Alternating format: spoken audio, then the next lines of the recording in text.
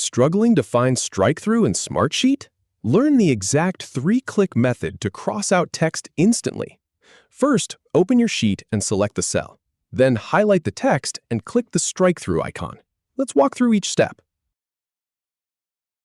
Start by navigating to the Smartsheet homepage, where all your sheets are listed. Then, open the sheet you want to work with by clicking on its name.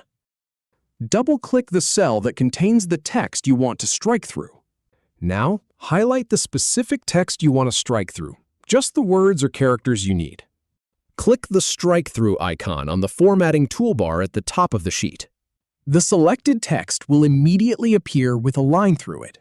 If you don't see the formatting toolbar, expand the toolbar or switch to Grid View, where text formatting options are available. If you have any feedback or if any info is inaccurate, please leave a comment below. We'll do our best to answer or redo the video if needed. Thanks for watching.